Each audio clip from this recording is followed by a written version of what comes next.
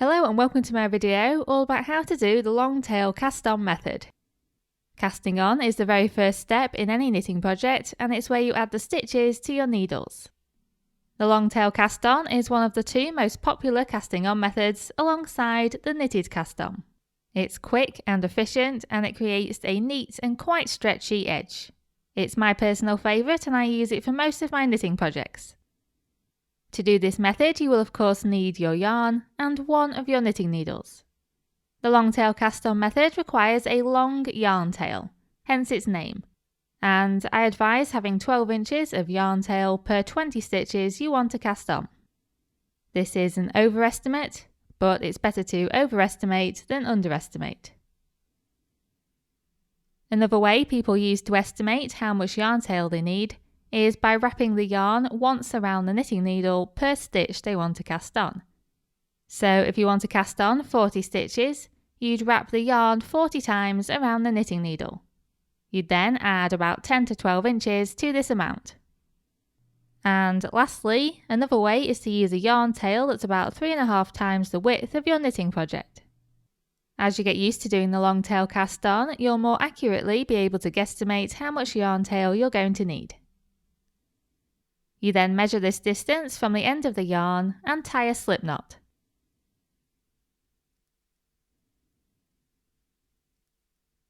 Put the knitting needle into the slip knot and tighten. You'll now have 2 pieces of yarn leaving your needle. Make sure that the yarn tail is towards you, and the working yarn, which is the yarn connected to the ball of yarn, is away from you. Then use the bottom 3 fingers on your left hand to hold on to these pieces of yarn. Take your index finger and thumb down through the loop you've just formed. Then bring them up and around to give you a slingshot position. You can use the index finger on your right hand to hold the slip knot in position. So use the bottom 3 fingers on your left hand to hold the yarns. Then take your index finger and thumb down through the loop, then up and around into the slingshot position. Then guide the right hand needle tip underneath the yarn in front of your thumb. Do this from front to back, and then bring the needle up. Then take your needle underneath the yarn in front of your index finger, this time going from back to front. Then bring the needle up again, before taking it down through the loop of yarn around your thumb. Once you've done this step, you can then release the loop of yarn from around your thumb and use your thumb to tighten the stitch, like so. And since the slip knot counted as your first stitch, this is the second stitch you've cast on. You then repeat those steps to cast on as many stitches as you like. So first, take the right hand needle under the yarn in front of your thumb, from front to back, then under the yarn in front of your index finger, from back to front, and then down through the loop of yarn on your thumb. Then release that loop of yarn and use your thumb to tighten the stitch. And just keep repeating those steps.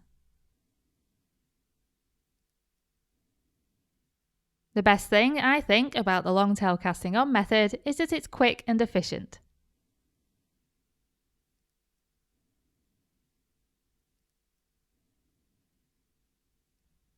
And here you can see the edge that the long tail casting on method creates.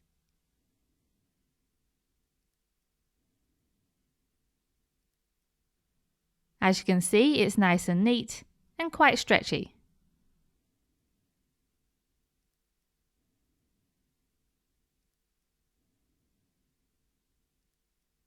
You may notice that some people don't do a slip knot for this method and instead just drape the yarn over the needle and start casting on from there.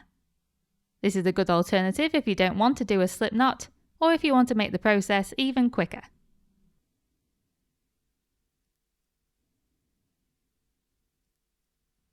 And that's it, that's how you do the long tail cast on. I really hope you found this useful and thank you very much for watching.